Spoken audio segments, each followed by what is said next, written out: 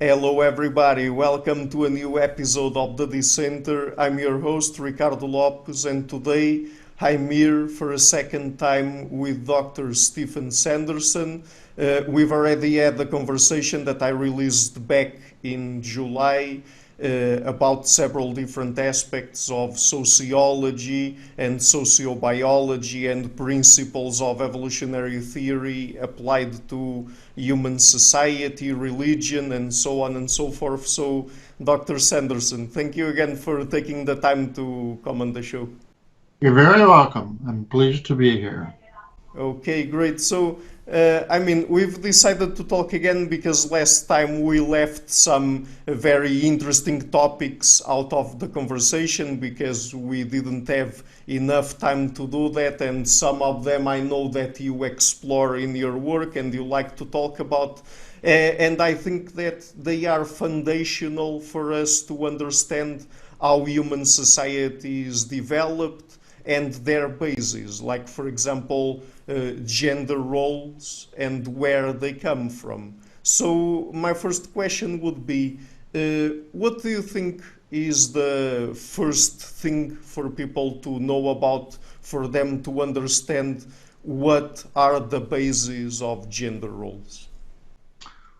Well, I'm not sure what the first thing is, but there's been much discussion of this for about 60 years now, ever since the 1960s, which is almost 60 years now. We keep hearing in the last year or so, well, gender is a social construction and it can be about anything we want it to be, and there are more than two genders. And I read the other day about a young boy in school who said there are more than two genders. Well, he was thrown out of school for saying there are more than two genders. If you can imagine such a thing, I would say that we need to start with the distinction between sex and gender. We used to talk about sex only 50 years ago, and for a long time we talked about sex. Sex is the difference, is the biological difference, the anatomical and physiological differences between males and females. So males are sex and females are sex. Gender is built on top of sex, I would say, although many of the feminists and a lot of other people, the social constructionists, would say, no, it's not. It's much more flexible than that, and so on. So that's the most foundational thing. Gender is the entire set of roles and institutions and beliefs and so on that are associated with the sexes. And gender roles can vary. We have in Middle Eastern countries and Islamic countries some of the most patriarchal and male-dominated institutions where women are veiled. They're treated as extreme forms of sexual property and so on. We don't see that in the West. We see something much nicer and much kinder to women and so on. And there are a lot of other examples I could give of differences in gender. So gender varies from one time period to another and from one society to another, but it is still linked to sex. And I would say gender is built on top of sex, but it can vary depending on a wide range of conditions. That's the most foundational thing that we have. Years ago, one of my colleagues said, well, the American Sociological Association says we should retitle gender courses The Sociology of Sex and Gender. I was surprised to hear that, but I thought it was a very, very positive development. So that's the foundation. If you want the most foundational thing, that's it. But I'm going to argue that gender is built on top of sex and within the framework of sex, which many of the feminists, especially the more radical feminists, would deny. So we can start with that and see where that goes. Sure. So when you distinguish between sex and gender, and you say that gender is built up on sex, let's say, I mean, where do you include the psychological characteristics or psychological traits of men and women? Because there are at least some of them that seem to be the result of our evolutionary history and the selective pressures we were under during our evolutionary history, right? So I mean, it isn't the case that psychological or behavioral traits are completely detached from our biology. No, they're certainly not completely detached from our biology. One of the things we ought to do, and I do, and other people who are evolutionarily inclined, is to look at what's universal in the realm of sex and gender. One thing that's universal is that women are more, well, we used to say that women are emotional, but we can't say that anymore. Women are, we would say now, or I would say now, women are better attuned to human emotions. They can read emotions better of other women and of men. They can read the emotions of small children better. I'm told that, I don't know if this is true, although I suspect it is, that professors in universities who are women get better evaluations than, they get better student evaluations than men do. And if that's true, it may be because women are softer and they're nicer and they're more tuned into the emotions of students, and they're more likely to ask to get students to participate in class and so forth and so on. Well, by contrast, men are more likely to lecture. When I taught, I always lectured, although I was happy to take questions and sometimes to pose questions to students and so on. But men have a more, I'm trying to think of the right word here. I could use the word rationality, although that would offend many women. Let me say, men are more instrumental. They have a more instrumental orientation. They're more inclined toward things like science. They're more inclined toward figuring out how things work. They're not as attuned to human emotions. They care less about human emotions, I think. The difference isn't necessarily dramatic. And of course, some men may be more tuned into emotions than some women, but generally there are these significant average differences, and I would say that they're psychological differences, and that this is rooted in the role of women as mothers. If you look at the evidence, what you'll see is that women are overwhelmingly the child care providers in every single society. I don't think there's a single exception. Somebody tabulated this with cross-cultural and comparative data and showed that mothers provide about 90 to 95% of child care. Men provide about 6% of care, and the younger the child, the more likely the women are to provide care. Men get a little bit more involved as children grow older. My children are grown now. They're, I believe, older than you are. They're approaching middle age. My wife was the overwhelming care provider. I love my children very much, but I played with them and I interacted with them. I didn't do very much diaper changing. I didn't do much taking them out to stores and buying them clothes and so forth and so on. My wife did all of these things.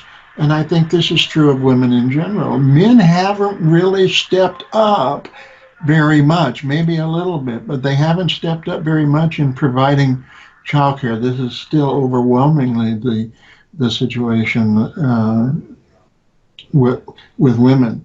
Women need to mother. They need to mother. Most women are not fulfilled. They don't feel fully fulfilled unless they mother. There are many examples of this I could give. There's something called baby fever. A woman decides, well, I want to do only work. I don't want children, and I want to devote myself entirely to a career. And then around age 35 or so, they develop this overwhelming desire to mother. somebody's labeled it baby fever. Well, maybe too late at age 35. At age 35, women's reproductive chances are reduced, both in a biological sense and maybe in the inability to find a mate. But this is definitely a characteristic of women, and it's a universal. It's a human universal. Women mother, and they need to. Now that doesn't mean all of them. Doesn't mean everyone. There are always exceptions to all of these things. But just to say one more thing. When a woman gives birth, if she's been working, and she has her first child, and if she, say after a short time, she goes back to work, she feels guilty for leaving her children in the hands of somebody else. Men don't tend to feel guilty at all. When my first child was born 40 years ago, I went back to work and felt not the slightest bit of. My wife stayed home the whole time, so she wasn't going back to work. But at any rate, my wife needed to mother intensely. She had an intense desire to be a mother, and she really was a mother. That's one thing. I don't know. Psychologically, men are more instrumentally oriented. They're more interested in things than they are in people. Men and women fundamentally misunderstand each other on many counts, and wives want their husbands to be more emotionally connected to them than I think most men are capable of being and doing. This is one of the big complaints that women have about their marriages as they become married longer and so on. These are things that this is something women want, but men don't want it as much as women, and men don't always realize how much women need this. Happened in my own marriage too.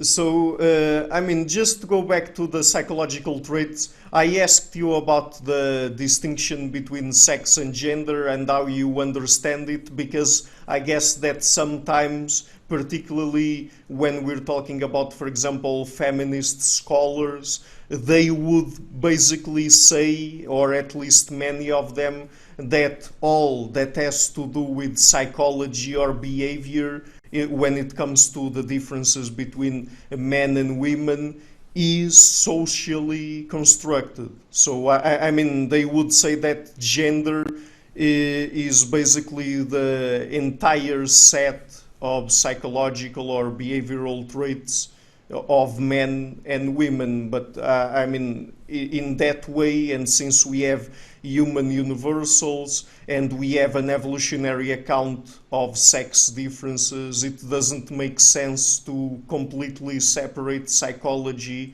from, let's say, primary and secondary sexual characteristics. Right. You mean that's what I would say? Mm-hmm. Yes, that is what these are evolutionary adaptations. Women, how to put it in good evolutionary terms, women invest much more energy in producing offspring than men do. A woman ovulates once a month, okay? If she has, that's 12 times a year. So if she has a 30-year reproductive lifetime, which would be pretty much at the outer limits, she can only ovulate 360 times. She can only produce 360 offspring. Furthermore, so that's an important thing right there. But then she invests she's pregnant, and she's pregnant for 9 months. If she's pregnant, say, which some women have been 10 times, well, that's 90 months of pregnancy. That's an enormous amount of investment of time and energy. Then she's lactating, she's nursing. In hunter-gatherer societies, women, in some cases, may nurse this is quite shocking, was quite shocking to my students when I mentioned this, up to 5 years. So they had 5-year-old children who are still nursing. Now that's sort of at the outer limits, but they're likely to nurse for a year and a half or 2 years or 2.5. So their investment is enormous. Men have millions of sperm. They can inseminate many, many, many women, far more than 360. They don't get pregnant. They don't nurse. So evolution has to have crafted the woman to pay very close attention to her investment of time and energy, and this investment is the child or its children. That's an evolutionary or part of an evolutionary explanation, and it tells us that this is an evolutionary adaptation, and that's why it's found universally in all society. If you find not a single society in which men are the primary child rearers, there have been thousands of societies in the world. If we look cross-culturally and historically, thousands upon thousands of societies, we've never found an example of a society in which the men do the primary child care and the women are off hunting or doing something else. So that would be my response to the feminists. If this is a social construction, we should find many societies in which men are providing the bulk of the child care. And many societies in which men and women share about equally in the child care, but we don't find that. I always say that if it's a human universal, there's a very strong suspicion that there's a biological foundation to it. There are a lot of things that are not universal, and then we have to turn to biology may still be relevant, but we have to turn to a lot of other considerations when we see that. I mentioned this in my last interview. If something is universal, the incest taboo, for example, is a human universal, and we have some evolutionary explanations of that. So that would be my response to the social. Well, I don't necessarily have to say feminists. Let's just say more generally, the social constructionists. That's one place where they go wrong. But they don't study this. They don't look for all this evidence. I mean, they probably just assume that the assumption that psychological traits are completely disconnected from the rest, and then that they are completely malleable, and that they are completely constructed, let's say, by society or culture, that it is correct. And I mean, they don't provide good enough evidence for that.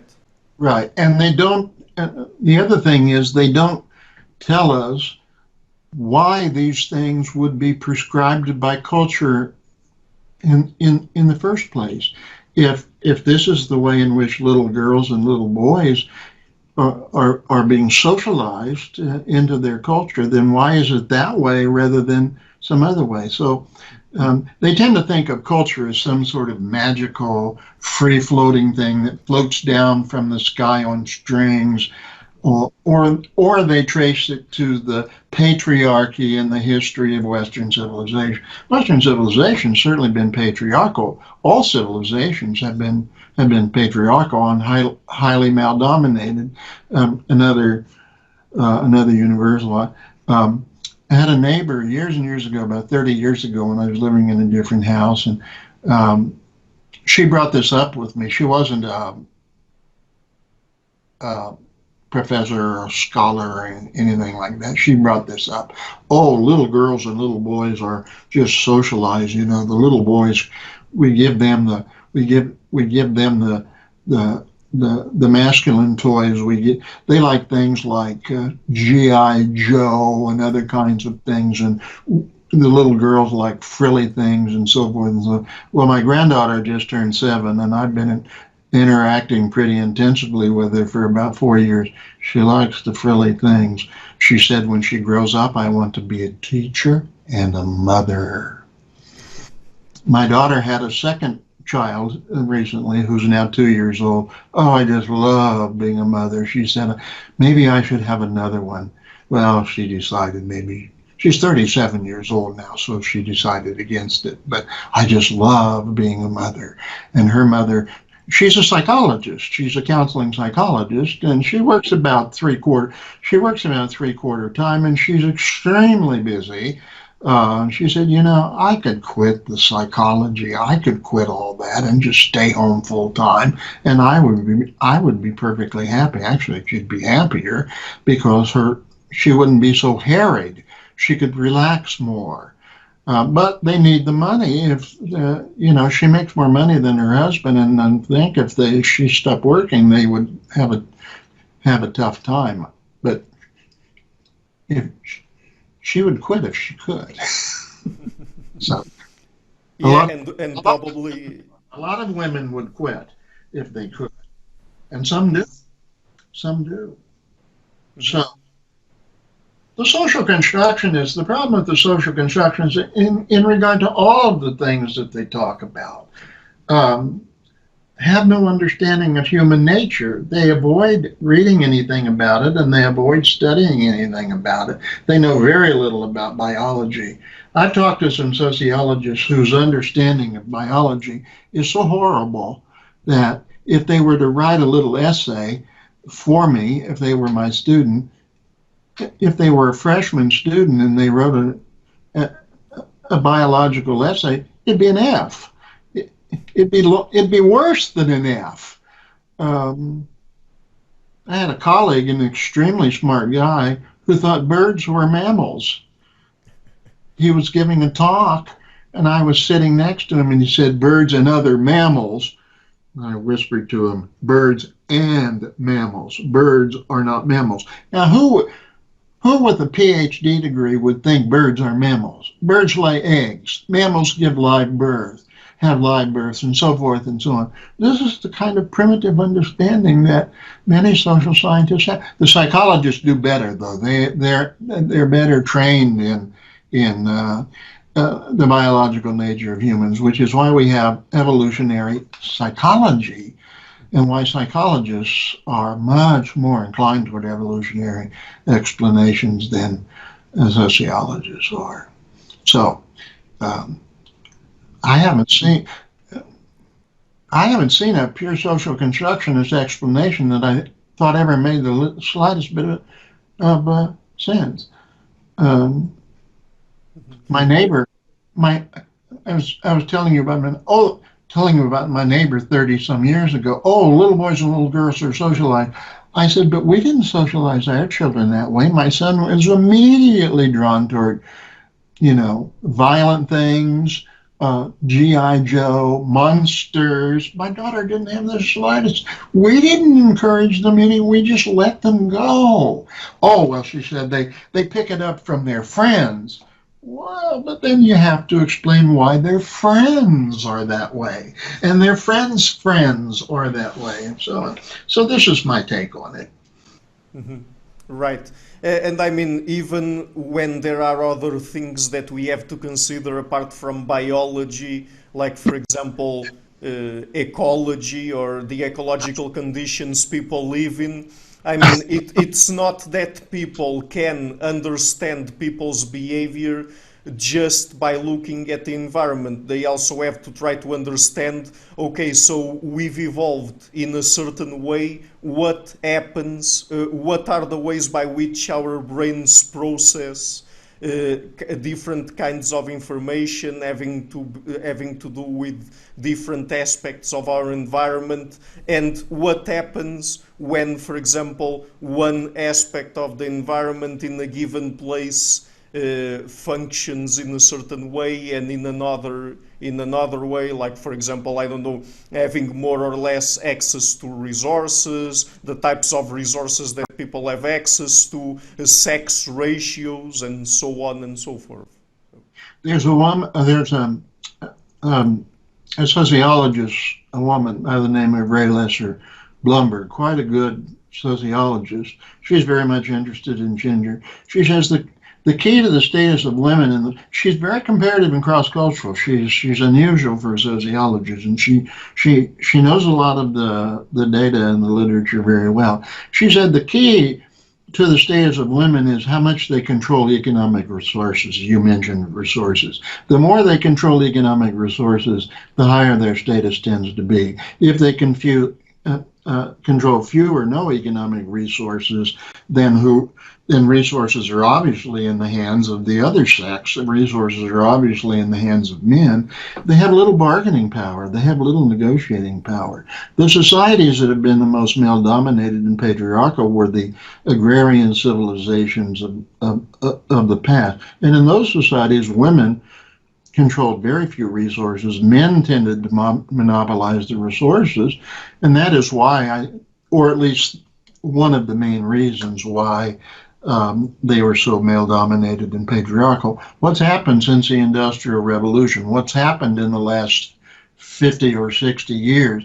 Women have gained enormously in economic resources, and as they work now, they've moved outside the home, and they have their own incomes, they have their own money, and they become much more independent. They need men much less. They can work. They can earn their own livings. They're much less dependent on men, and their status has risen dramatically. And I think it's the acquisition of much greater economic resources, which has been the key to that. Now, if women were to somehow lose, I can't think of a scenario in which they would, but just as a thought experiment, if women were somehow to lose a lot of these economic resources, then you'd see a partial return to the old ways of doing things and so on. Another thing that's key is that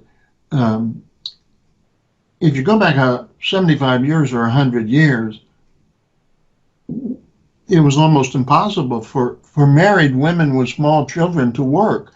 They had to work in the home. They had to cook the meals, clean the homes, take care of the children, and so on, while the men were out earning the incomes and so on. Now things have changed, so we have fast food, we have modern conveniences. Things are much easier it's much easier for women to perform their household roles and to work. So that's one big thing that changed. Just to wash the clothes, my grandmother had a wringer washer. She had a shed behind her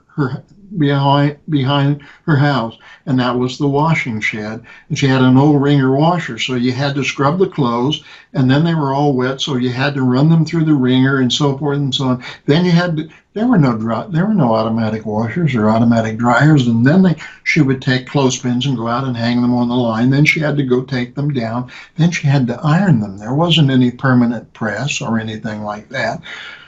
Cooking the meals. Well, she didn't go out and buy fast food. There wasn't any fast food. She cooked everything from scratch. And all these kinds of things placed enormous demands on women. And those demands have lightened tremendously with the development of labor-saving technology and so forth and so on. I do my own laundry. Now I live in an apartment. Right down the hall is a washer and a dryer. I throw my clothes in the washer. It takes half an hour. Then I throw them in the dryer. It takes 45 minutes. Don't iron anything. That's it. See? So, but my grandmother would never get away with an hour and 15 minutes. Of course, I'm only doing the laundry for myself. I'm not doing it for an entire family. But that's what's led to women's liberation, if you want to say that. Their acquisition of their ability to access resources.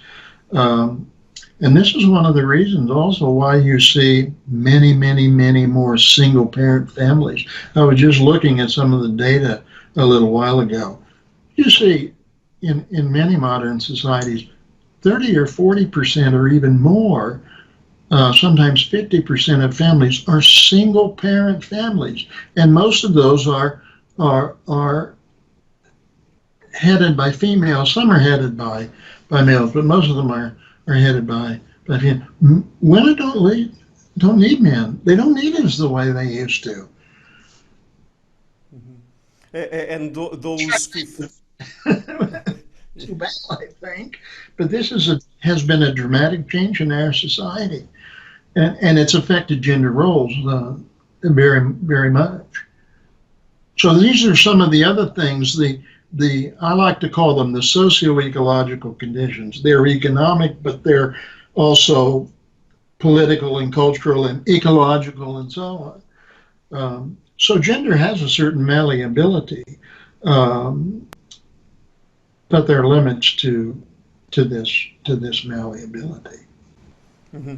And not only there are limits to that malleability, but we also have to understand, when people, men and women, are exposed to similar socio-ecological conditions, like, for example, in modern societies versus traditional societies, then, there are patterns that occur, right? What kinds of patterns were you thinking? I were thinking about if, for example, women live or grow up in a society like our modern ones, where women can have access to college, they can earn a degree, they can attend higher education, then they can perform a high qualified job, let's say, or a highly qualified job, then maybe there are some patterns across these types of societies in terms of how gender roles change. Yes. By the way, about 55 to 60% of college and university students are now women. If you go back 50 years, it was the reverse. About 55 to 60% of college students were men. Of course, if you go back even farther, they were nearly all men. And there were many colleges that were all male colleges. Princeton, Yale, the Ivy League colleges were at one time all male. Women were not admitted. So that's been a big change. This is a bit tangential, but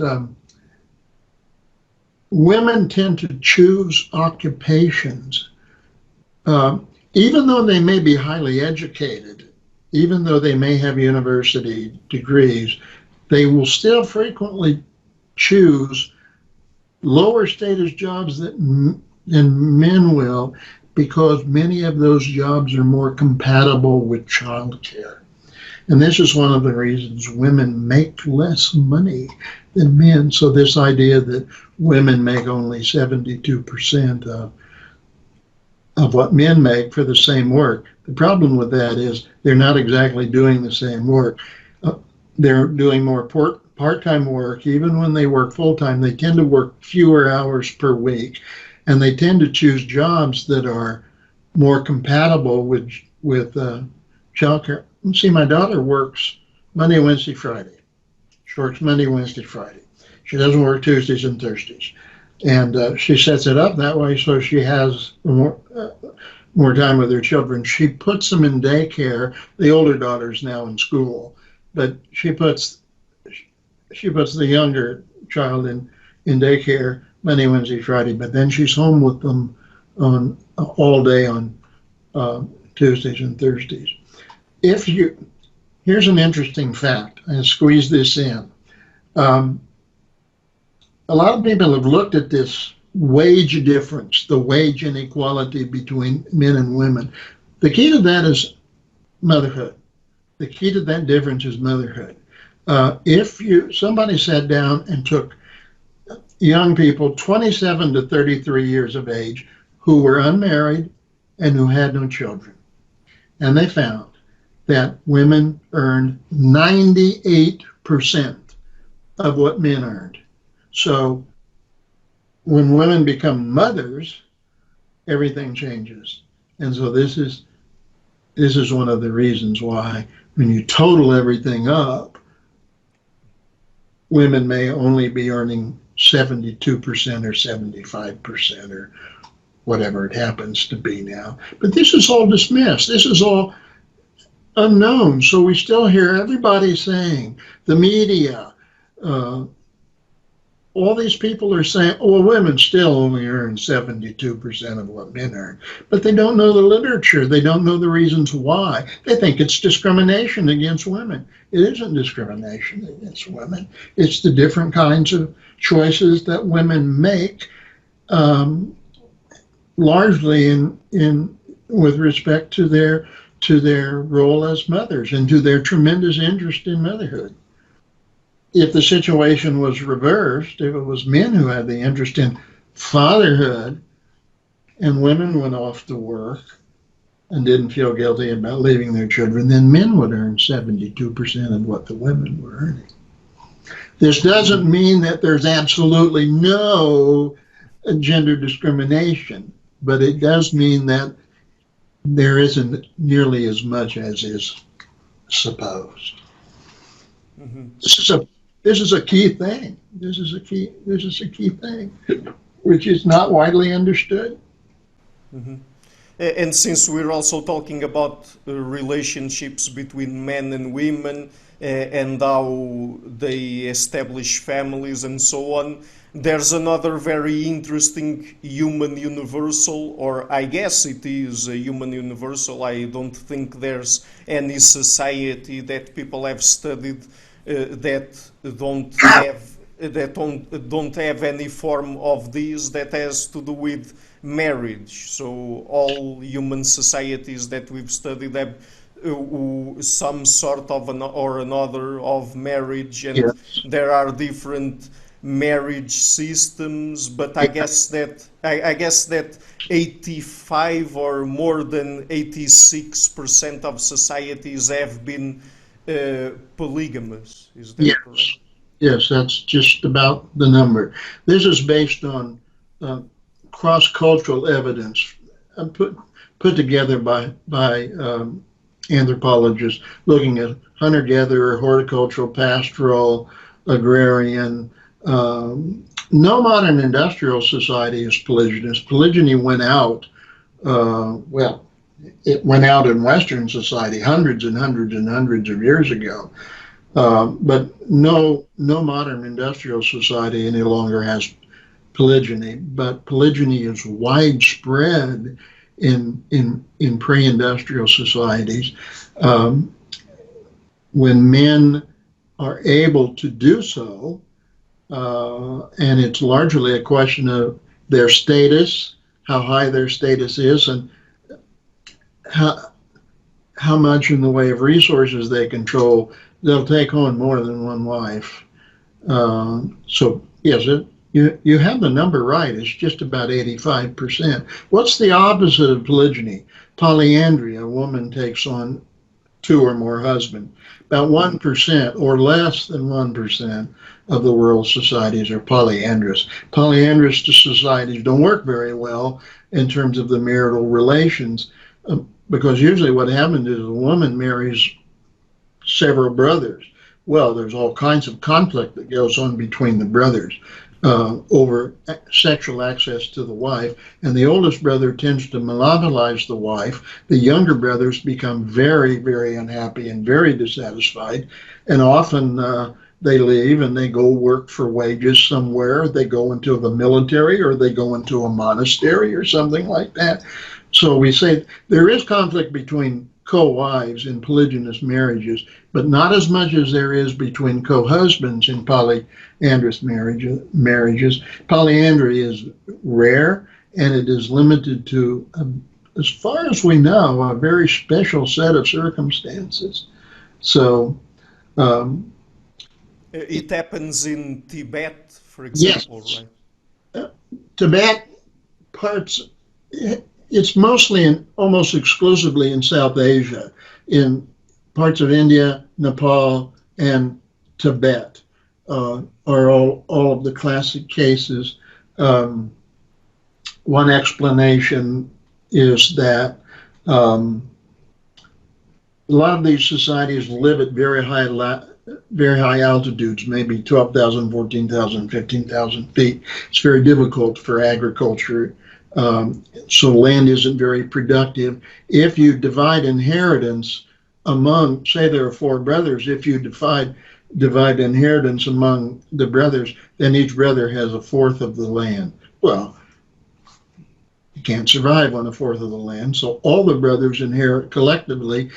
They go find a wife, and then they form a household.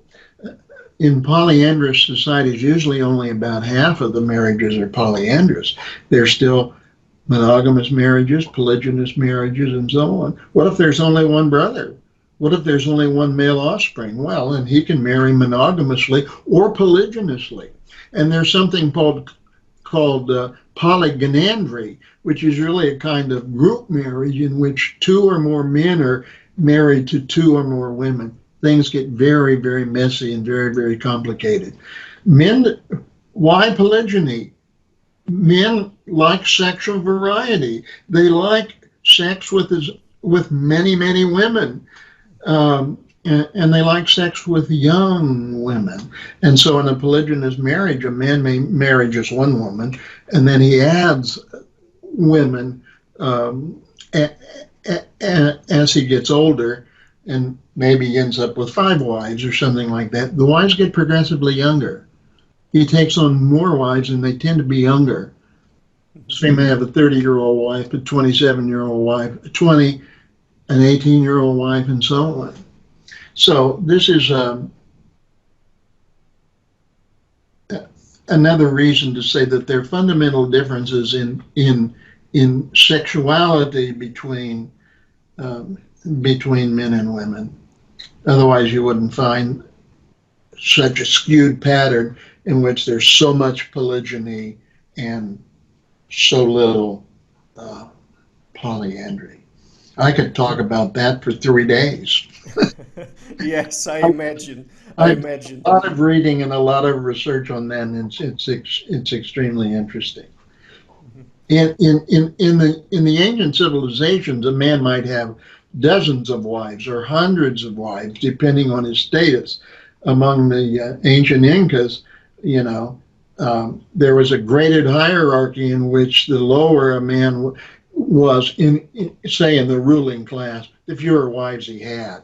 So the man who was highest in the hierarchy might be entitled to 200, but the man lowest in the hierarchy might only be entitled to 10 or something like that. Hunter-gatherers don't have much polygyny because it's difficult because they're not much status differentiated, and it's hard for men to have enough resources to support more than one wife. So there's very little polygyny, and when there is, it's maybe just a man has 2 wives. See? So those are some of the ecological or economic conditions that have an impact, in this case, on marriage patterns. And one could elaborate on that at great length, which I have done in my book, which you've read, Human Nature and the Evolution of Society. The many, many details are in there. Well, there are many more. Mm-hmm. But then there's also the question about monogamy in humans, right? Because as we've already said here, more than 85% of all studied societies, historical and contemporary, have been polygynous or have had some sort of polygynous marrying system. But the thing is that we also have to take into account that maybe even from an evolutionary perspective, marriage between a man and a woman, and they being exclusive to one another, might have had some advantages for both of them. And also then there are things related to the evolution of jealousy, for example, because both men and women feel jealousy toward people that they have romantic relationships with of the opposite sex. Right? Yeah, this was noted long ago by Edward Westermarck, 125, 150 years, almost 150 years ago. And when Westermarck was first writing at the end of the 19th century, there was a popular idea that humans started out with primitive promiscuity. Everybody had sex. There was no organized marriage or family life. Everybody had sex with everybody else. And he said, this can't be. This is just impossible because of he gave several reasons, but the big one was the emotion of sexual jealousy. I had a thought in regard to to your point about monogamy. In most societies, most men will marry monogamously because they don't have any other choice, and many men in highly politically advanced, highly stratified societies, many men don't mate at all because women are being monopolized by the high status men. Women are taken out of circulation and so forth and so on. So many men remain celibate. They don't have access to even a single wife. Monogamy is a puzzle. We still don't understand it very well. There are various theories, but I'm not terribly persuaded by any one of them. A biologist, an evolutionary biologist by the name of Richard Alexander, had an interesting theory, and he called it reproductive opportunity leveling. And what happens in monogamy is that every man, if you legally impose monogamy, no man can have more than one wife at a time, and therefore you're guaranteeing or coming close to guaranteeing that every man can have a wife. That would presume a more egalitarian kind of society. He developed this theory specifically in relation to the agrarian societies of the past. The problem with the theory, and it is a big, big problem, is there are only two agrarian civilizations of the past who had what he called socially imposed, we could call it also legally imposed monogamy, and they were the Greeks and the Romans. If you look at all the other ancient civilizations, the Mesopotamians, the Assyrians, and the Chinese, and the Indians, and so, they all had polygyny, and they had elite polygyny in which hundreds and thousands, perhaps, of women were being taken out of circulation. So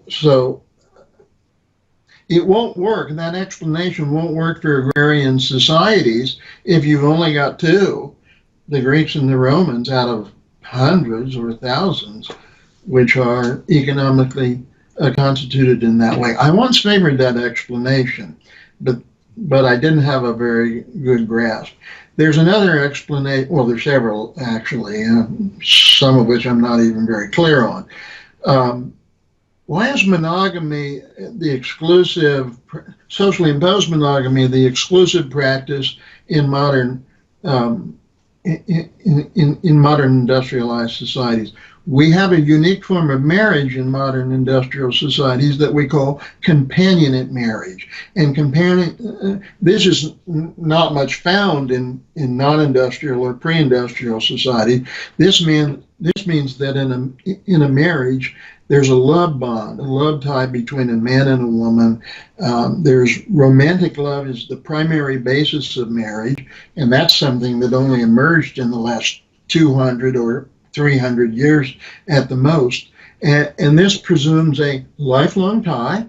It presumes it presumes sexual exclusivity and marital fidelity, and you can't have those things if you have polygyny. You can't have polygyny and companionate marriage together. They rub against each other. So if you have modern companionate marriage, then you've got to move towards socially imposed monogamy. The interesting thing about the Greeks and the Romans is, I'm speculating. I should talk to a classicist about this. The Greeks and the Romans had a kind of early version of companionate marriage. They imposed monogamy. Women had a higher status among the Romans. They could inherit more property than women in other societies. Women were treated better. among the Greeks, and these were still patriarchal, male-dominated societies, but women were treated a little bit better. They had a little bit of a higher status, and there was something that sort of tended in the direction of companionate marriage. Now, also what we should say about the Romans and the marriage. Marriage was monogamous, but mating was highly polygynous. Men had many sexual, high-status men had many sexual partners. They had concubines. They had female slaves, so they were having lots and lots of sex and lots of sexual variety and so forth. But marriage was monogamous, and that has something to do, I think, with inheritance practices. See, concubines couldn't inherit. They couldn't inherit property from the husbands. Only the wives could inherit property, and of course, female slaves, being slaves, didn't inherit anything at all. So I'm rather most recently inclined toward the companionate marriage explanation of socially imposed monogamy, but I'm not at all certain of that. I could be wrong. I'm often wrong, I've discovered. The older I've gotten, the more I've discovered that what I was saying 30 years ago, that hasn't worked out very well. You discover more evidence that begins to contradict some of the early ideas that you had when you didn't have all of this evidence. One of the problems is scholars often run into.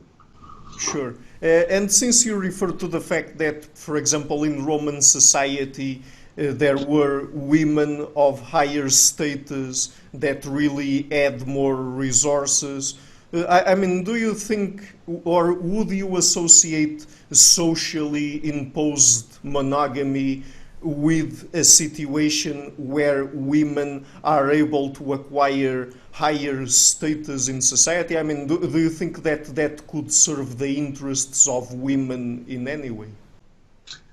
Well, I don't know. I'd have to think a little bit about that.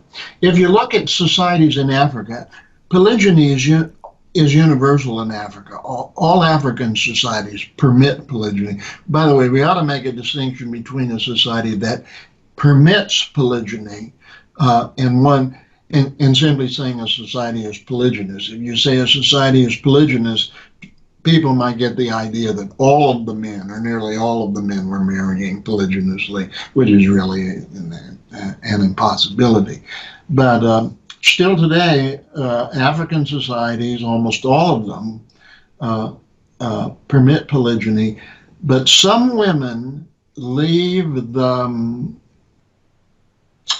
shall we say, their traditional rural homelands. They move into the cities, and they may be highly educated, and they may have high status sort of modern jobs. They resist it. And they're more interested in a kind of companionate marriage. Women in the traditional rural areas, by the way, women often want polygyny because it's the higher status men who take on several wives. So there's an old saying, better to be the fifth wife of a rich man than no wife at all. So women may often choose it, but they choose it, and it's already an institutionalized practice. They won't choose it. I don't think women will choose polygyny if you're starting from scratch.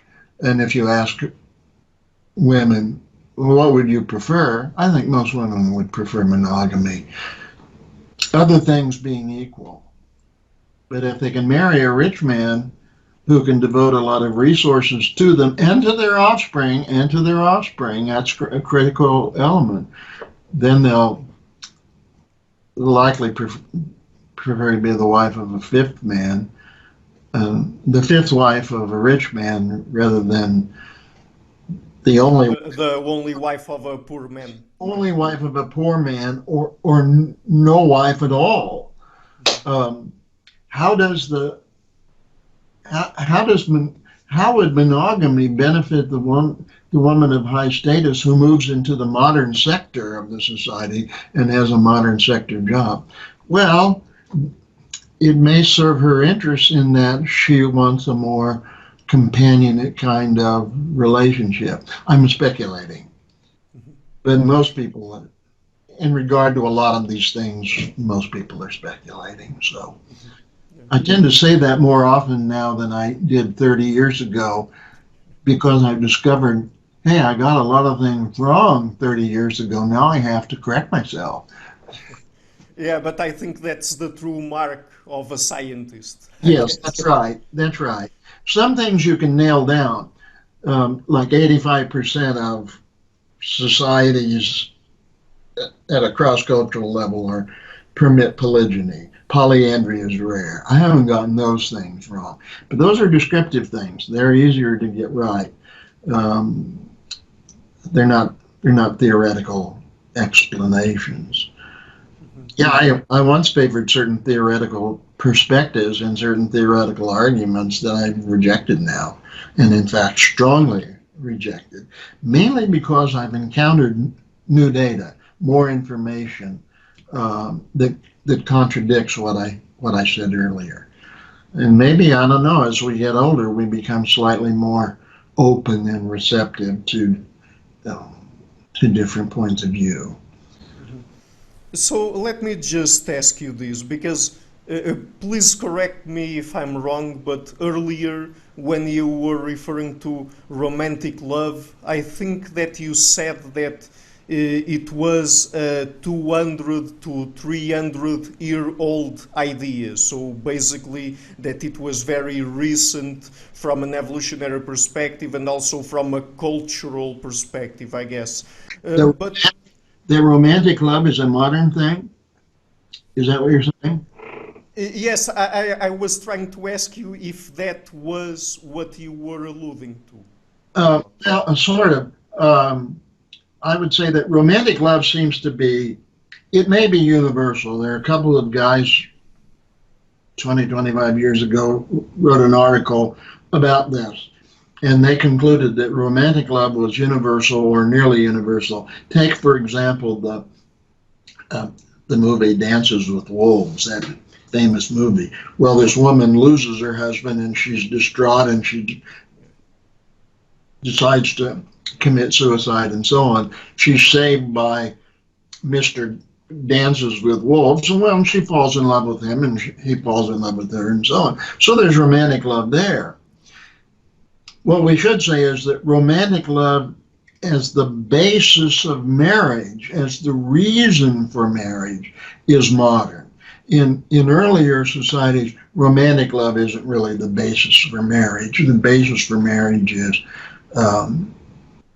economic, or it could be political, forming political alliances, but it has to do with things other than romantic love. And we know that parents often in traditional societies arrange marriages for their sons and daughters, and their sons and daughters rebel because they may not even know the person whom they're selected to marry. They're in love with so and so, and they want to marry so and so. So romantic love is probably universal, and it's probably an evolutionary adaptation to draw a man and a woman together so they can form a bond and cooperate in the rearing of children. But there are a lot of other considerations besides romantic love.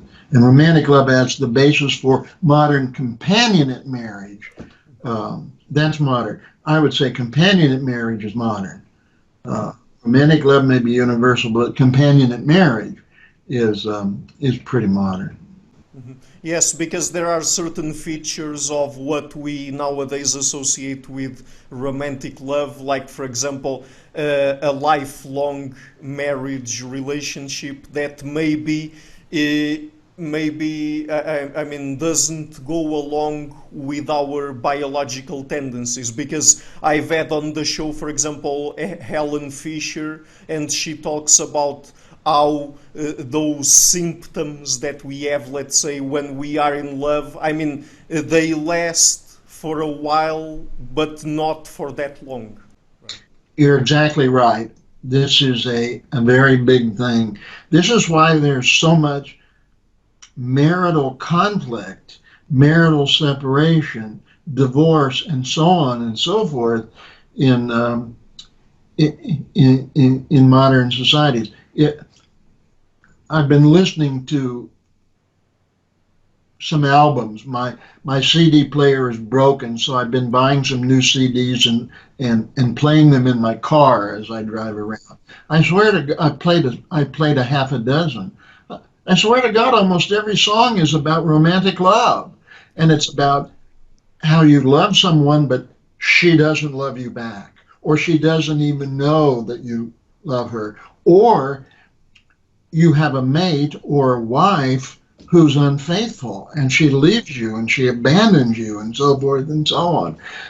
People are not really built to have lifelong romantic relationships. The romantic relationship comes early.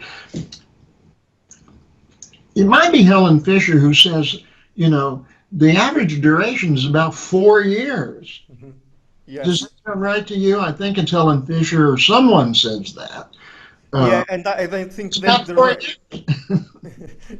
I think that the rationale she gives to it is that 3 to 4 years of age, particularly in more traditional societies like hunter-gatherers and others, is more or less the time frame where children are already a little bit more independent from the parents. Yeah, for parental care. You've had your children. You've brought them up or brought them to a certain age, and that's the function of marriage.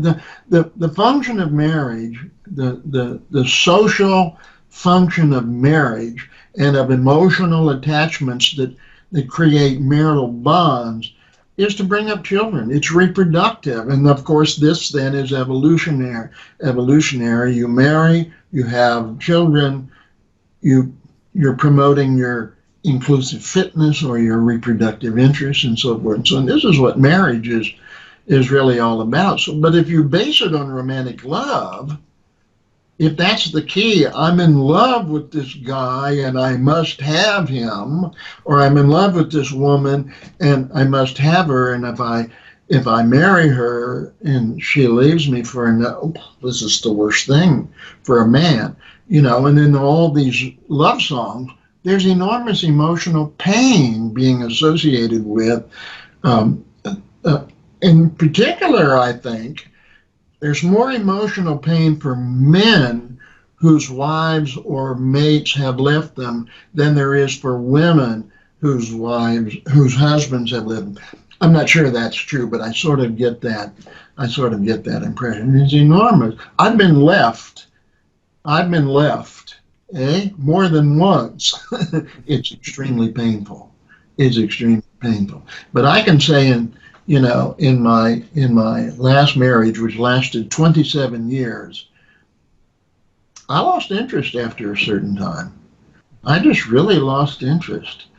And I hate to have to say this, but as my wife aged and as she looked older, that was the thing that was the key to losing interest. If at 40 I met her when she was 23. We were married when she was 25. By the time she was 40, she'd lost her appeal to me. Mm-hmm. I think this is a reality for many men. I didn't cheat on her. I was always faithful, but it wasn't easy. When you teach in a university, and 2/3 of your students are women, and they're between the ages of 18 and 22 or something like that, and many of them are extremely attractive, and a lot of them are interested in you. My goodness. But I was always faithful. She thought I wasn't, but yeah, I was in fact. Well, I mean, and we're talking about science, so I guess we can be honest here, right? Because, there's that thing that as women age, maybe men start being less and less interested in them because of their physical traits, let's say. But then there's also the other side of things for women, because if for example, they marry a man and the man loses his job or starts getting lazier, or no longer has any ambition, or for example gets into a point where he's more emotionally unstable or something like that, then the same thing might happen for women. Yes. Or he's not as attentive as he was years earlier. He doesn't express his emotions toward his wife in the way in which he did. He doesn't tell her he loves her as often as he did. My wife, sometimes I'd come home from the office at the end of the day and I'd find my wife in bed, depressed and maybe crying. And I would say, well, what's the problem? What's the matter? You don't love me. You don't love me. I would say, of course I love you. Why do you say that? You know why she said that, I think? I didn't tell her. I don't think I've ever been very good telling women that I love them. My parents were very good parents. I was lucky. I had very, very good parents. I was thinking the other day, did they ever tell me they loved me? My father certainly did not. He couldn't express emotion like that toward anyone. He would never have told anyone he loved them, including my mother. But I don't think I told her. I don't think I told her very much. See, this is the connection women want, and men are not as prepared to give it as women want it. And maybe at some point I always felt I loved her, but I didn't express it. And she wanted me to express it. And this was a problem for her. This is an incompatibility between the sexes, which often leads to marital conflict, discord. Of course, there are all the things that you mentioned too. The husband gets lazy, he's no longer any good as a provider, or not as good as the wife wants him to be, and so forth. And so all those kinds of things matter as well. But I think Helen Fisher says we're not evolutionarily designed to be monogamous. We're designed to be monogamous only for a short period of time, a few years. And she means women as well as men. I had a colleague, a woman, years ago who said when she goes out with women for a social evening, all they do is complain about their husbands. All they do is complain about their husbands. And my wife would come home constantly and tell me about all of her women friends who complain constantly about their husbands. But guess what? I've never been in a social circle with men out drinking or something in which we sat around and complained about our wives. Now that happens to some extent, but I think it happens much more and much more dramatically in the case of women. Women are much more easily dissatisfied in marriages than men are, and that's what a lot of people say. You have to keep your wife happy. If you don't keep your wife happy, you've got trouble. But men are kept happy much more easily. They have somebody cooking for them. They have somebody cleaning for them. They have regular sex, or at least some, And so what men want out of marriage is easier to provide by a woman than what women want, and that men have much more difficulty providing. Do you know? I lived in Boulder, Colorado for a year before I moved out to California. This was about 2006. And I had a dentist there, and he told me one day, he said, there's an epidemic of women leaving their husbands. And the key year is about after 28 years of marriage. He said, every man I know who's 28 or more has been or is in the process of being left by his wife. My wife left me after 27 years of marriage. In fact, she left me on the day before our 27th anniversary. Pretty interesting timing. Mm-hmm. So. Well, but that timing of 27, 28 years of marriage. I mean, that would be very hard to explain from an evolutionary perspective, right? Well, not necessarily, because it was when our children became grown that my wife left. Oh, They okay. were grown and out of the house. My daughter was, what was she, 20, and my son was 23. And he was in the process, he graduated from college, he was in the process of going off to graduate school. And my daughter was, I think, getting ready to enter her third year of college. So you see, that's not accidental. That was planned. She planned that. Um, she said to me, I haven't loved you for the last 5 years, and I can't live with anyone I don't love. And so if she'd been she hadn't loved me for 5 years, she was thinking about this for a long time, but she was waiting until the kids got to a certain age, and they were out of the house. My son was moving um, hundreds of miles away to go to graduate school. My daughter was in college, and she was living in the dorm. So you see, so that's why the year 28 is significant. The kids are grown by then, Hmm. or Right. almost grown, or they've been grown for a couple of years. Yeah, that would be if say you're having children at age 28, Yeah. then did I want to say 28? Well, say you're having children at age 25, okay? Hmm. Then after you've been married 28 years, how old are you? 53? Yes. The kids are grown. The point is, without belaboring it, the kids are grown. The kids are grown and out of the house, or uh, soon to be. And women want to stay there with the kids. But when the kids are grown, so that's why, the epidemic, why is there an epidemic is a slightly different question. Women are just profoundly dissatisfied with their marriages. And this is why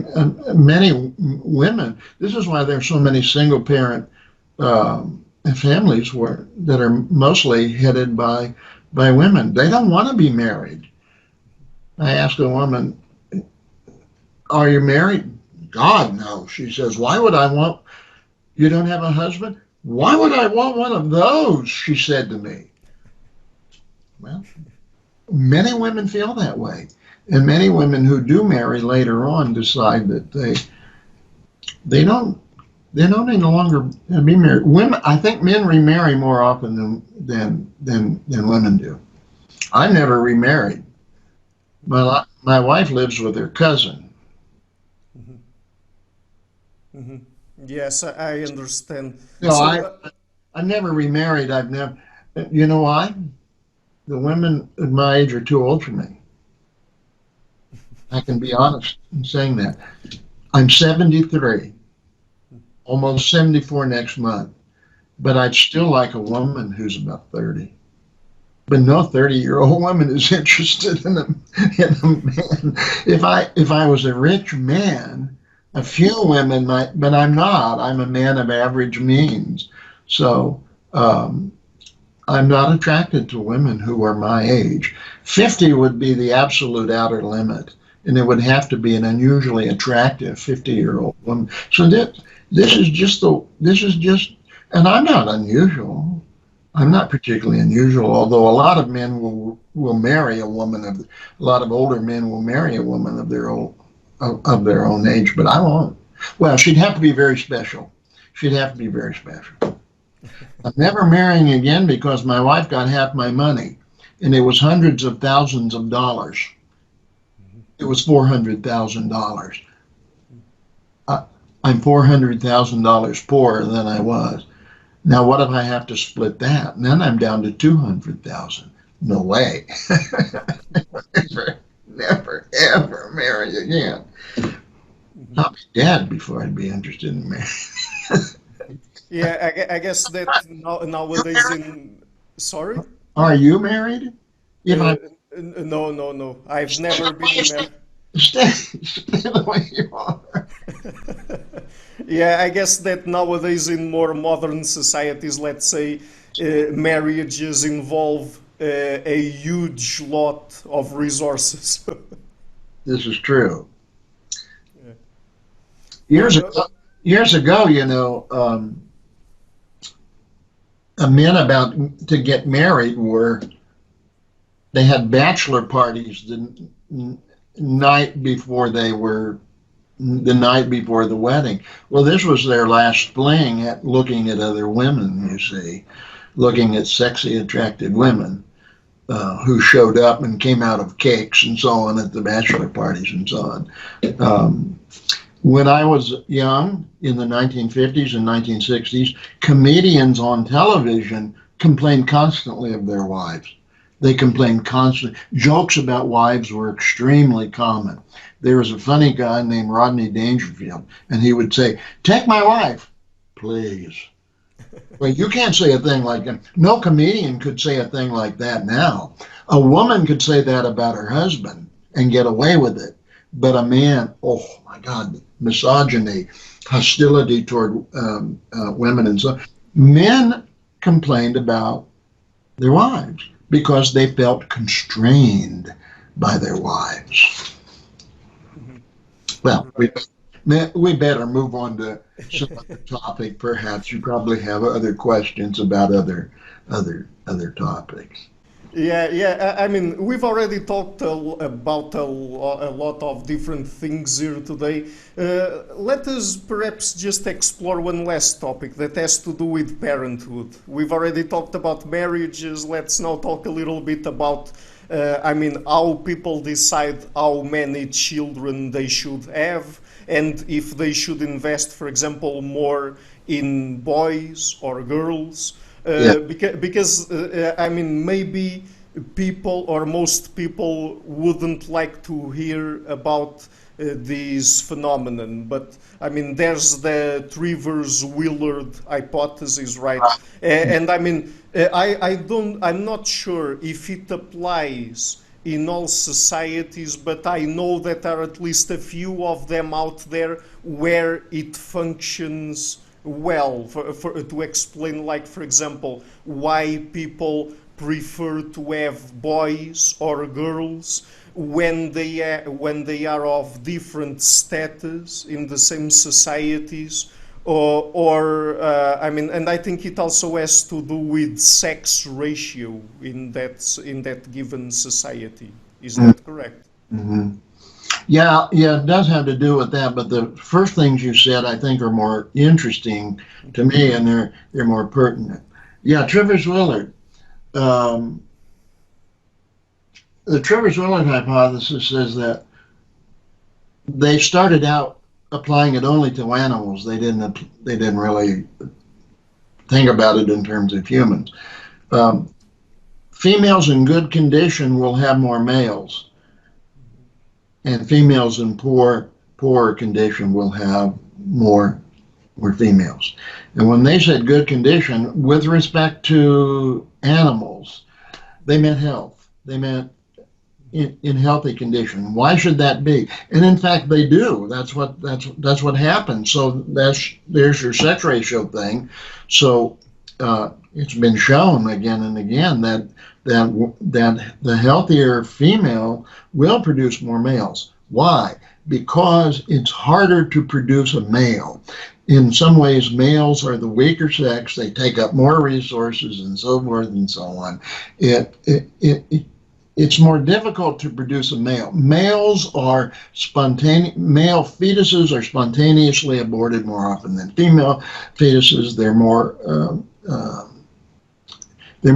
likely to die at every stage during pregnancy, and a healthier female will be more likely to carry the male fetus to term and give birth to it. Women who are in poor condition, a lot of the males get spontaneously aborted along the way, and so on. And so you get a sex ratio that woman will have more females, and you'll get a sex ratio which is exaggerated, which is skewed toward females. Well, the interesting thing, though, is that they then applied it to humans, and they said the condition of the mother can be expressed in terms of her status along a socioeconomic scale. So they then extended the hypothesis to say that high status women will have more males and lower status will have more females. Well, for one thing, a higher status female is going to be a healthier female in those societies, so forth and so on. And then we can extend it in one more direction, although I don't think Trivers-Willard were particularly interested in this, but anthropologists, including myself, have become particularly interested in it. Which sex is shown preference after birth? And so in pre-industrial societies, in many of the studies that have been done, we don't know if this is universal because there haven't been enough studies, but in most of the studies that have been done, higher status parents will they show preference toward sons, and lower status females show preference toward daughters. And at least one of the reasons is the practice known as hypergamy, women marrying up. That is, women prefer high status males to males. A lower status woman will prefer higher status males with more resources than she will prefer a man of her own low status. Men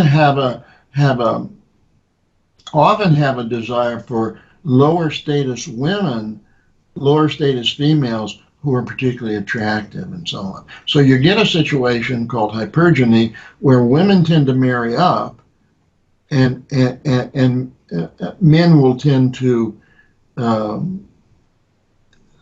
marry down. Well, so then you end up with this.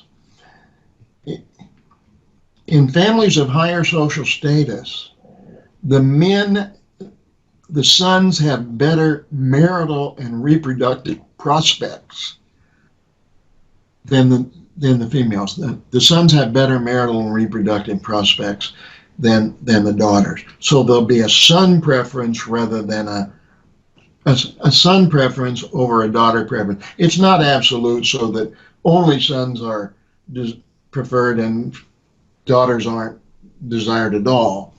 But there's a preference shown toward sons, and they're looked after better, they're taken care of better. If they get sick, they're more likely to be taken to the doctor, they're more likely to be educated, and so on and so on. They're more likely to have inheritance passed to them rather than to the daughters. And so in the lower classes, the opposite is the case, because the daughters are of a great deal of interest to the higher status males. So their marital and reproductive prospects are better than those of the sons of families of lower status. So they will show preference to daughters, treat daughters better, and so forth and so on. It's very Darwinian. It's a matter of who's going to have the best reproductive success. At a higher status, it's the sons. At a lower status, it's the daughters in general. That's I don't think Trivers and Willard necessarily. I can't remember whether they said that, but that's a logical extension of it. So there's the sex ratio at birth, that's one thing, and then there's preferential treatment of sons versus daughters after birth. This seems to work for, at least many studies have shown, this seems to work for pre-industrial societies. Some, particularly sociologists, have tried to apply it to modern industrial societies. There's one woman in particular, her name is Rosemary Hopcroft. She's one of the very few sociologists who have taken to evolutionary psychology. She's done several studies, and she claims that Trivers-Willard applies to modern industrial societies too. I claim she's mistaken, and I claim that her data do not support her theoretical conclusions. And what, in fact, she shows is that there's very little difference in preference toward sons versus daughters in modern industrial society. That's what her data show. When I look at her data, when I look at her results, that's what I see. She somehow sees preference toward sons in higher status families, preference toward daughters in lower status families. I think her research is seriously flawed. I've told her this several times. She always gets irritated, of course, when I tell her this. I said it doesn't apply. And why doesn't it apply? It should not apply. Theoretically, it should not apply to modern industrial societies. The reason being, we have monogamy socially imposed. Okay? We don't have polygyny. So the marital and reproductive prospects of sons and daughters will be more nearly equal. We also have a much more egalitarian society in terms of sex. Men and women are much more equal than they are in pre-industrial societies. And this changes everything. And so, but there are a lot of other studies that show it does not work for modern industrial. There are 3 or 4 studies at least that I know of show it doesn't work for modern industrial societies, and Hopcroft is the only person who claims it does, but I claim her data are flawed, and even then she's misinterpreted them. And there are the socio-ecological conditions there. The socio-ecological conditions of modern industrial societies are different in terms of the relations between the sexes, and thus Trivers-Willard does not work there. Yeah. So what do you find in many pre-industrial societies? Overwhelming preference toward sons. Chinese patriarchy, Indian patriarchy, et cetera, et cetera, et cetera. Overwhelming preference toward sons. This is thought to be simply a bias of men against women. But it may not be simply a bias of men against women, a bias toward women. It may be rooted in reproductive. It may be more Darwinian and rooted in reproductive interests. It doesn't mean there doesn't emerge a bias toward women. There does. There's a strong bias toward women in many pre-industrial societies where women are considered distinctly subordinate, inferior, and so forth. But that may be rooted in a Trivers-Willard. An ultimate explanation, an ultimate Darwinian explanation may be rooted in the differential reproductive interest. I'm somewhat speculating there, I'll say that, but it's certainly a plausible scenario until somebody comes up with something better. Doesn't overthrow Trivers-Willard. There's some sociologists who wrote an early article about 20 years ago. They claim this overthrows sociobiology. It doesn't. It simply shows that it doesn't apply everywhere. That they were looking at Trivers-Willard specifically. It just shows that Trivers-Willard does not apply universally. Under certain conditions, it won't apply. Mm-hmm. Yes, that's very interesting. So, we've already talked about preference towards sons or daughters in this case, but there's also the issue of people deciding more or less consciously, of course, the number of children they should have and the issues regarding fertility rates. And as far as I remember, I think I read in your book, Human Nature and the Evolution of Society, that you make a case for fertility rates being explained mostly by 2 factors, that is, infant mortality plus female empowerment. Yes. Is that correct? Yes, that is correct. I've done some multivariate statistical analyses trying to test all 3 theories at the same time. I found strongest support for infant mortality and some support for female empowerment. And the other theory I was testing was the economic value of children's labor, proposed by a lot of anthropologists. Marvin Harris, the famous anthropologist, proposed that. And I once accepted that, but I've shifted away from that toward a more evolutionary kind of explanation. If half of your children are going to die before the age of 5, if many of them are going to die in infancy, and if half of them are going to die by the age of 5, well, uh, if you want, say, 2 or 3 or 4 surviving offspring, then you may need to give birth to twice that many. If child mortality is 50%, and in those societies it would quite often be 50% or even higher, then you have to have more offspring to replace those who die. If you only have 2 or 3 children, they may all die. Or you might have only 1 surviving offspring, and the fewer surviving offspring you have, the lower your level of reproductive success, because if you only have 1 offspring, you have fewer grand offspring, and then fewer grand offspring, and so forth and so on. So infant mortality and child mortality are very, very strongly related to the number of children that people have. Some anthropologists have said, well, Harris's argument was that children provide labor in pre-industrial society. They work on the farm, they provide all kinds of labor, and thus they contribute. You have to bring them up, you have to feed them and clothe them and so forth and so on, but they provide more than the cost. The benefits of them outweigh the cost. So have more, and then you benefit more. A bunch of anthropologists have argued children never contribute more than they provide. There's always a net loss, economically speaking. It's not the economic value of children's labor. I found no effect. It had no effect. Effect was 0. Okay, although there's a little bit of a catch to that, which I'll mention. Female empowerment. Well, women bear the burdens of pregnancy and lactation and bringing up the children and so on. So they would prefer to have fewer. Women in pre-industrial societies often prefer to have fewer children than their husbands want to have, for obvious Darwinian evolutionary reasons. So the more empowered women are, the more likely they are to get their way with their husbands and convince their husbands, look, she says, I only want to have 3. No, he says, I want you to have 5.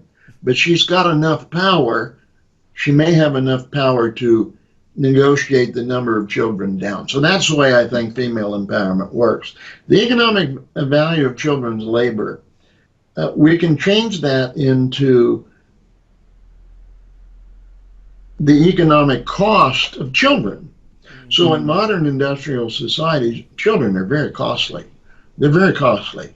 And they become costlier and costlier as higher education becomes more of a necessity for kids, as it becomes more and more prohibitively expensive.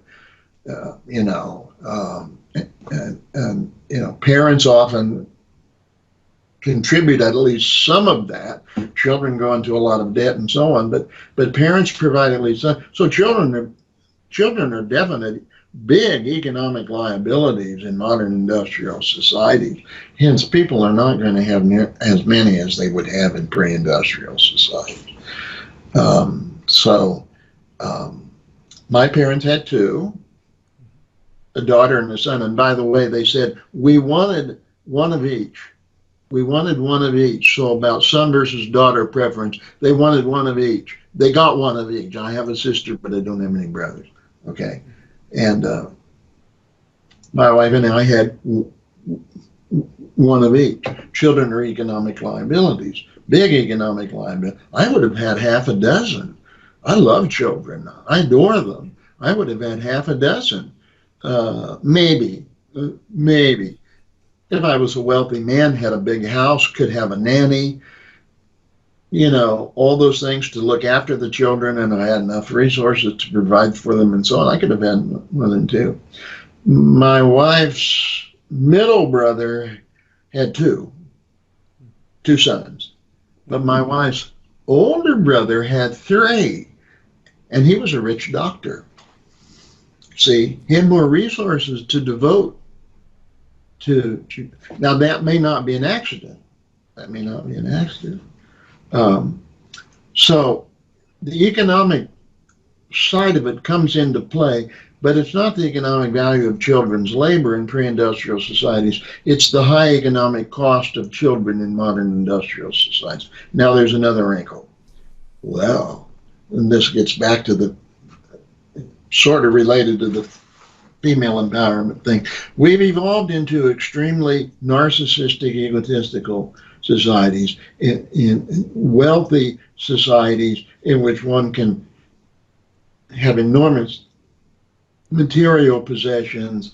You can have a lifestyle, free, independent. We're a society of what we might call possessive individualism. People want to be free and they want to consume things and so forth and so on, and women want to be free and so on. Children interfere with this. So a lot of people are deciding to have fewer than 2 children, maybe only 1 child, and maybe none. More and more people now choose to remain childless. So this has dropped fertility down even lower. To what we now call below replacement fertility. Over half of the societies in the world have below replacement fertility, which is 2.11 children per woman in her reproductive lifetime. That's for industrial societies. It's about 2.7 in sort of middle income societies, and in the poorer societies it's more like 3.3. It relates to the mortality rate, you see, and how so that's how many. That's how many.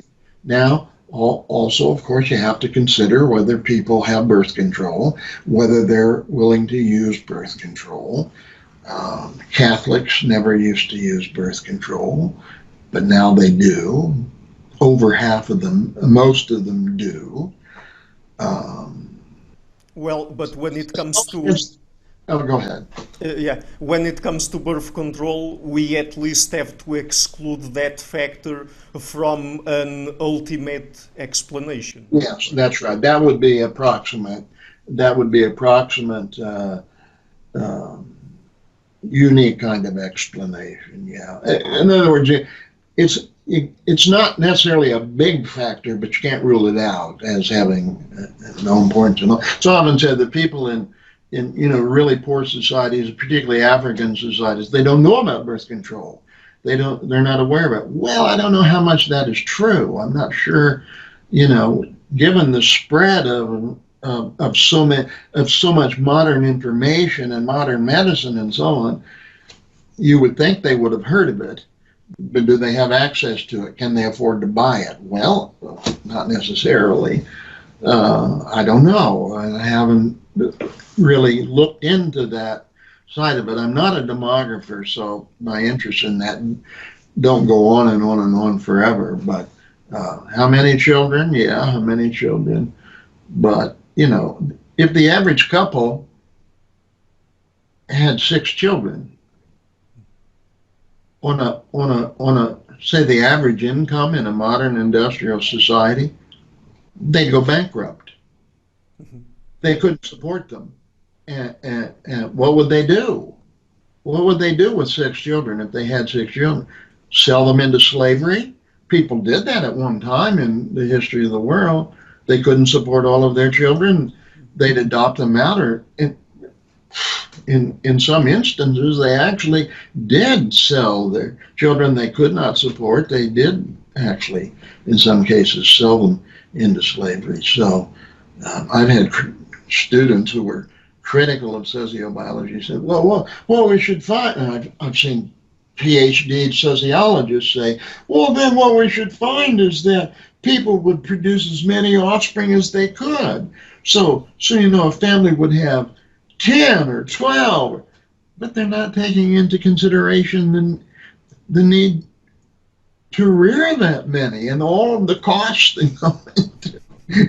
They're totally forgetting about that. You can't just have as many as is physically possible. When economic resources are limited and children are costly, you can't have very many.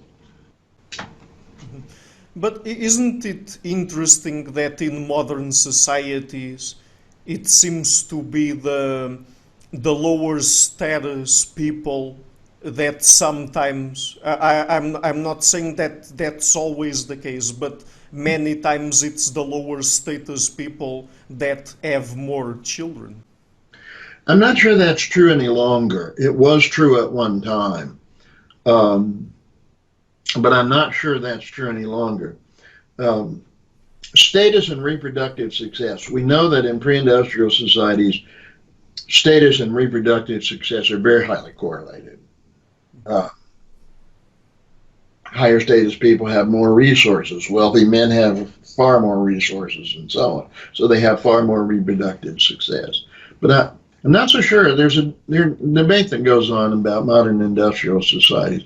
And there are some social scientists who argue that it doesn't apply. Status and reproductive success, high status and reproductive success, no longer goes with modern industrial societies. But some people have done studies to show that people who have higher status, men, we're looking at men, male status, male dominance, and reproductive. So that's what we're looking at, because it's widely found in the animal world that dominant males have often have many more offspring than subordinate males who may not have any in many cases.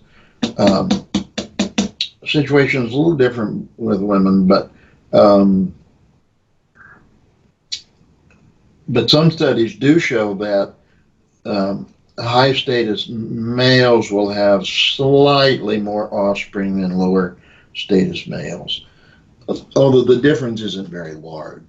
It might be, say, 2.0 children versus 1.6 or 7 children, or something like that.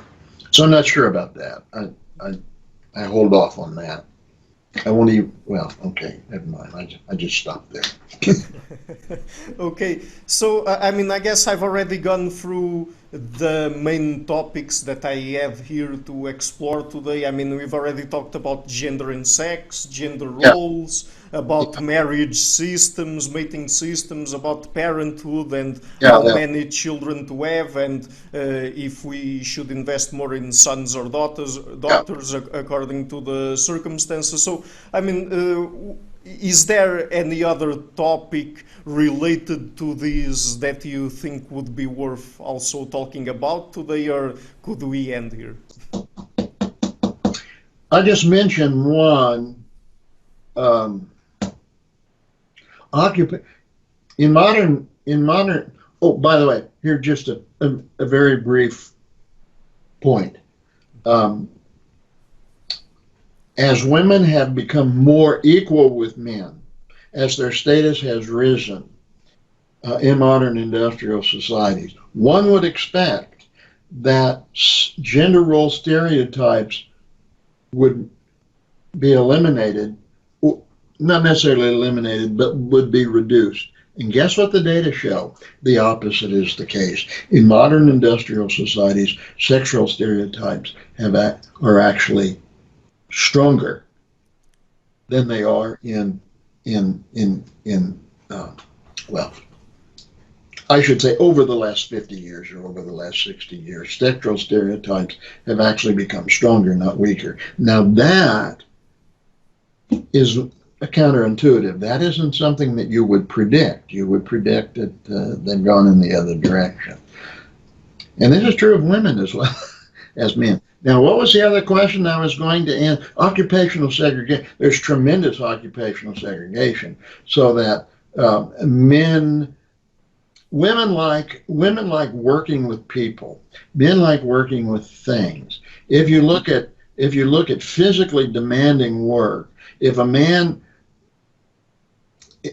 carpenters, plumbers, firefighters are overwhelmingly male occupations, like 95, 96, 98, sometimes even 99% of the people doing those occupations are male. Women avoid those things like the plague. If you're driving around on the highway and there's construction going on, you may see a few women, but they're holding signs. I saw one just the other day. Slow, stop, directing traffic, holding. They're not doing the jackhammering, digging up concrete, and they're not doing the paving. Only men. I've never seen a woman ever do anything like that. So Men do the hard work, the physically demanding work, the dangerous work, the dirty work. You should see the data on firefighters. They're just like 98 to 99% male.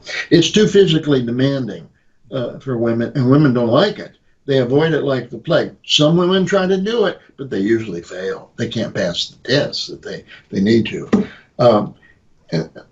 Women like work that's working with people, working with people. So they like social work. They like counseling, psychology, all those kinds of things they like. I had another.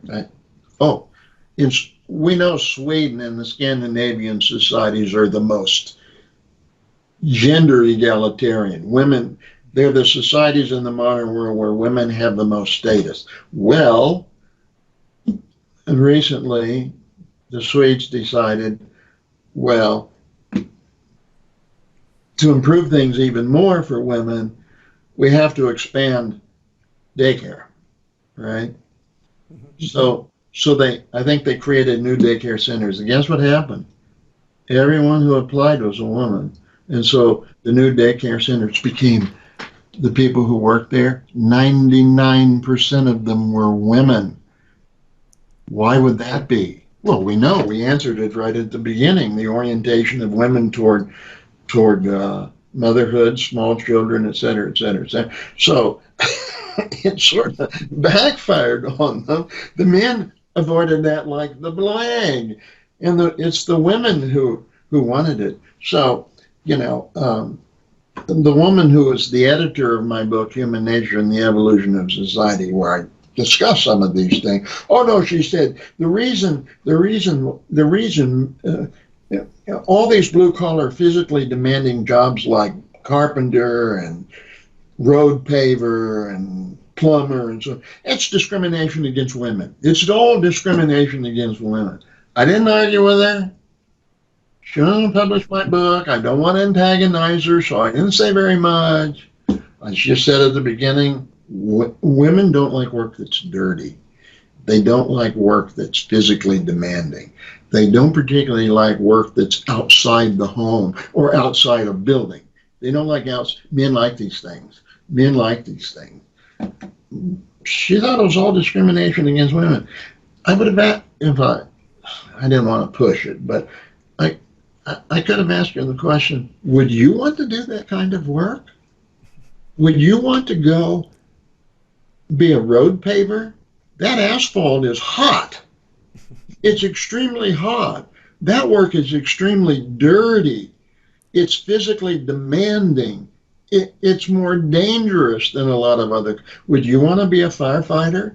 How many firefighters died in the collapse of the World Trade Center in the 9/11 attack? Would you want to do that kind of work? She would avoid that work like the plague. She's working indoors, pushing papers around, reading manuscript, very clean, nice work, in air-conditioned. Why would women want to do that kind of work? Would you want to do that kind of work? No. Would I? I'm guessing, but I think pretty likely would I want to do that? I would run away from that kind of, but I'm not a very typical male, And besides, I have the luxury of having the ability to do the kind of work I do, which is the kind of work I want to do. I don't want to go out and I'd last about coal mining. Who does coal mining? In Western Pennsylvania, this is a coal mining region. They're still doing coal mining here. The coal miners are men. I've known a lot of the coal miners. They're men, they're not women. That's filthy work. Extreme, dirty, dangerous. Mines collapse. 50 men are killed. It's dangerous, it's dirty. You're working underground, it's dark. Well, at any rate, I just wanted to add that thing about occupational segregation. Men are oriented toward certain kinds of jobs. Women are oriented toward other kinds of jobs. And so, in some cases, like high school teacher or something like that, it's about even. about half women, half men, and so forth and so on. So in that case, there's no real occupational segregation. Mm-hmm. Well, okay, so Dr. Sanderson, if you have... sorry, no, please go ahead. Yeah. No. So we've come to the end. Mm-hmm. Yes, we've already done almost another 2 hours like last time. Have we done? Okay. Well, Okay, so I mean, it was again a real pleasure to talk to you, and maybe hopefully somewhere in the future we could talk again. I don't know. That's always, I would always be interested in doing that, and it's a real pleasure to talk to you. And I told you I looked at the first interview and I liked it. I liked it very much. I thought it went very well, and I didn't do too badly in it, I thought. I thought I didn't embarrass myself. You never want to embarrass yourself when you're in the public view, when a lot of people can be watching. You don't want to embarrass yourself. Hi everybody, thank you for watching this interview until the end. As you might have noticed, since February 2018, I have been putting out regular interviews with academics and intellectuals from a variety of fields. So to keep the channel sustainable, I would like to ask you to please visit my Patreon page and to consider making a pledge there. Any amount, even $1, would already be a great help. Otherwise, you also have the alternatives of PayPal and Subscribestar. All of the links are in the description box of the video. Otherwise, and if you like what I'm doing, please share it, leave a like and subscribe to the channel.